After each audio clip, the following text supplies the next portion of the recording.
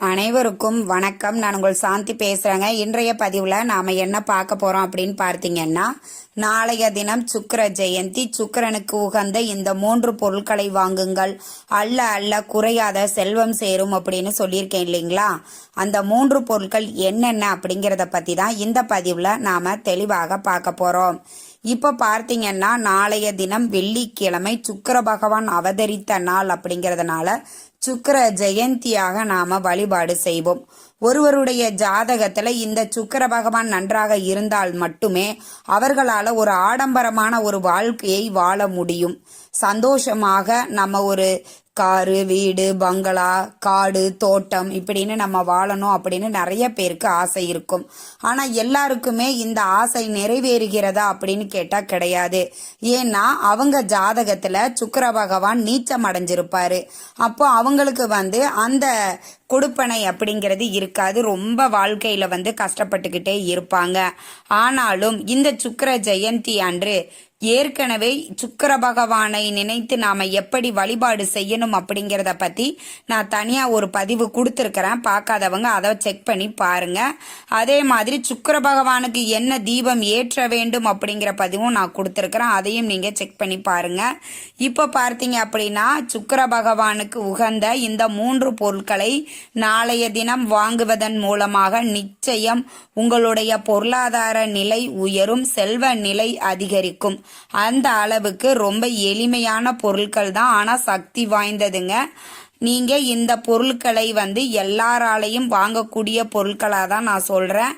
சுக்கிர பகவானுக்குரிய இந்த பொருட்களை வாங்கி நாளைய தினம் உங்க பூஜை அறையில வைத்து வழிபாடு செய்வது அப்படிங்கிறது மிக சிறப்பான பலன்களை உங்களுக்கு கொடுக்கும். சரிங்க, இப்போ என்னென்ன பொருட்கள் அப்படிங்கிறத ஒன்னொன்னா பார்த்துடலாம். முதல்ல நம்ம பார்க்க போறது என்ன பொருள் அப்படின்னா, வெண் தாமரை.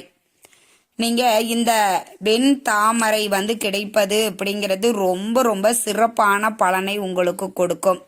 இந்த வெண் தாமரை நாளைக்கு முடிந்தால் வாங்கி சுக்கிர பகவானுடைய படமெல்லாம் வீட்டில் நம்ம தனியாக வச்சிருக்க மாட்டோம். ஆனா லட்சுமி குபேரர் படம் இருக்குதுன்னா அதை சுத்தி நவகிரகங்கள் வர்ற மாதிரியான படங்களும் இருக்குது. அது மாதிரி உங்க வீட்டுல இருக்குது அப்படின்னா நீங்க அதுக்கு வச்சுக்கோங்க. எங்க வீட்டுல சுக்கிர பகவான் படமெல்லாம் இல்லைங்கம்மா அப்படிங்கிறவங்க மகாலட்சுமி தாயாருக்கே நீங்க இந்த பொருட்களை வழிபாடு செய்யலாம். ஏன்னா சுக்கிர பகவானுக்கு அதிபதி யாரு அப்படின்னு பார்த்தீங்கன்னா மகாலட்சுமி தேவி தான். ஆக மகாலட்சுமி தேவியாரை நாம வழிபாடு செய்தாலே சுக்கிர பகவானினுடைய அருள் பரிபூரணமாக நம்மளுக்கு கிடைக்கும். நீங்க அந்த வெண் தாமரைய ஒரு தாமரையோ இல்ல 2 தாமரை பூக்களையோ நீங்க நாளைய தினம் வாங்குவது அப்படிங்கிறது சிறப்பான ஒரு பலனை உங்களுக்கு கொடுக்கும். அதே மாதிரி கற்கண்டு, இந்த கற்கண்டும் பார்த்தீங்கன்னா சுக்கிர பகவானுக்கு பிடித்த ஒரு இனிப்பு பொருளாகும். அதே மாதிரி மகாலட்சுமிக்கும் இந்த பொருள் பிடிக்கும். அதனாலதான் கற்கண்டு தீபங்கள்லாம் நாம ஏத்த சொல்றோம். இதை ஏற்றுவதன் மூலமாக நம் வாழ்க்கையில் இருண்டு கிடந்த ஒரு அத்தியாயத்தை முடித்து வைத்து நம்மளுக்கு வாழ்க்கையில ஒரு முன்னேற்றம் வேணும். நாங்க வாழ்க்கையில இப்படியே ரொம்ப வருஷமா இருக்கிறோம், ஒரு முன்னேற்றமே கிடையாது, அடுத்த கட்ட முன்னேற்றத்திற்கு போகணும். இப்போ ஒரு புதுசா தொழில் தொடங்கணும்னு நினைக்கிறீங்க, ஒரு புதுசா ஒரு வீடு வாங்கணும்னு நினைக்கிறீங்க அப்படின்னா உங்க குடும்பம் இன்னொரு நிலைமைக்கு மேல் போவதற்கு இந்த பொருள் ரொம்ப ரொம்ப உதவியாக இருக்கும். கற்கண்டு தீபமும் ஏத்தலாம். கற்கண்டை நீங்க அப்படியே குட்டி குட்டி டைமண்ட் கற்கண்டை வாங்கி அப்படியே பூஜை அறையில வைக்கலாம். கற்கண்டு சாதம் செய்து நாளைய தினம் நீங்க நெய்வேத்தியமாக வைக்கலாம். இந்த மாதிரி கற்கண்டை உங்களால எந்த முறையில பயன்படுத்த முடியுமோ அந்த முறையில் பயன்படுத்தி நெய்வேத்தியமாக வைப்பது அப்படிங்கிறது உங்களுக்கு ஒரு ஒளிமயமான ஒரு வாழ்க்கையை உருவாக்கி கொடுக்கும். மூன்றாவதாக பார்க்கக்கூடியது பால். நீங்க பாக்கெட் பால் வாங்குவதை விட பசும்பால் வாங்கி அதை காய்ச்சி அதுல தேன், ஏலக்காய் இல்லைன்னா நாட்டு சக்கரை, ஏலக்காய் போட்டு உங்க பூஜை அறையில அதுல நெய்வேத்தியமாக வைக்கலாம். காய்ச்சின பால் தாங்க வைக்கணும், பச்சை பால் கிடையாது, அதை ஞாபகத்துல வச்சுக்கோங்க. பசும்பால் கிடைத்தால் ரொம்ப விசேஷம். நாங்கள் ரொம்ப சிட்டியில் இருக்கிறோம், இல்லை வெளிநாட்டில் இருக்கிறோம், எங்களுக்கு பசும்பால் அப்படிங்கிறது சாத்தியம் கிடையாது. இங்கே வந்து பாக்கெட் பால் தான் கிடைக்கும். அதை நாங்கள் வைக்கலாமா அப்படின்னா வாய்ப்பு இல்லை. அப்படிங்கிறவங்க நீங்கள் பாக்கெட் பாலையே பயன்படுத்தி கொள்ளலாம், எந்த தவறும் கிடையாது. பாலை வந்து நல்லா காய்ச்சிட்டு அதில் வந்து தேன் இல்லைன்னா நாட்டு சக்கரை, ஏலக்காய் இதை கலந்து நீங்கள் கொண்டு போய் உங்கள் வீட்டில் இருக்கக்கூடிய பூஜை அறையில் மாலை நேரங்களில் நீங்கள் வழிபாடு செய்யும் போது இந்த 3 பொருட்களையும் வாங்கி உங்கள் பூஜை அறையில் வைப்பது மிகச் சிறப்பான பலனை உங்களுக்கு அளிக்கும். அதுவும் இந்த 3 பொருட்களை வந்து பார்த்தீங்கன்னா சுக்கிரஹோரை நேரத்தில் வாங்குவது உங்களுக்கு கூடுதல் பலனை அளிக்கும். நாளைய தினம் சுக்கிரஹோரை நேரம் 3 நேரங்கள் நம்மளுக்கு வருது.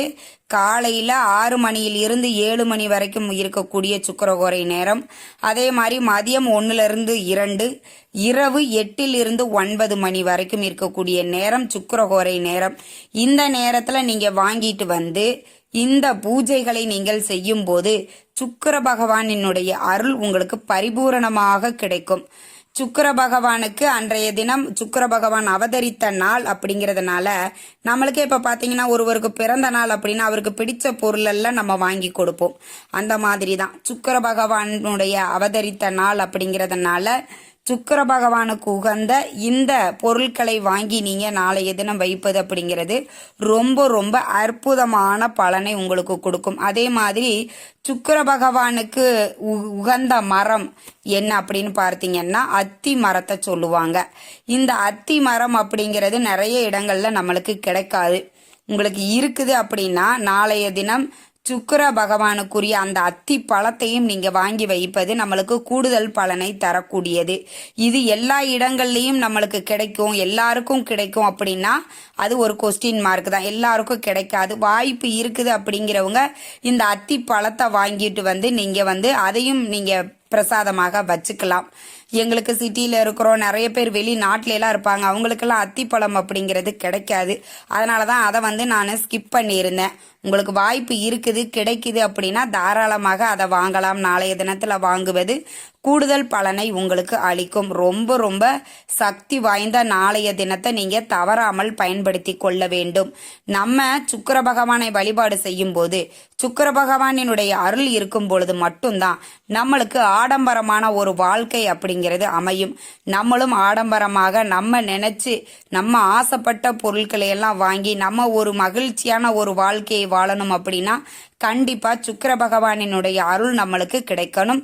நாளைய தினத்துல வரக்கூடிய சுக்கிர ஜெயந்தி அன்று, சுக்கிர பகவான் அவதரித்த நாள் அன்று சுக்கிர பகவானுக்கு உகந்த தீபத்தை ஏற்றி சுக்கிர பகவானுக்கு உகந்த இந்த பொருட்களை வாங்கி வைத்து சுக்கிர ஓரையில நாம வழிபாடு செய்யும் பொழுது நிச்சயம் நம்மளுக்கு சுக்கிர பகவானினுடைய அருள் பரிபூரணமாக கிடைக்கும். இந்த நாளை யாருமே தவற விட்டுறாதீங்க. எல்லாருமே இந்த வழிபாட்டை செய்து பயன்பெறுங்கள். இந்த தகவல் உங்களுக்கு ரொம்பவுமே பயனுள்ளதாக இருந்திருக்கும் நினைக்கிற. வீடியோ பிடிச்சிருந்தா லைக் பண்ணுங்க, ஷேர் பண்ணுங்க, கமெண்ட் பண்ணுங்க. இந்த பதிவை உங்களுடைய உற்றார் உறவினர்கள் நண்பர்களுக்கும் ஷேர் பண்ணுங்க. அவங்களும் பார்த்து பயன்பெறட்டும். நன்றி, வணக்கம்.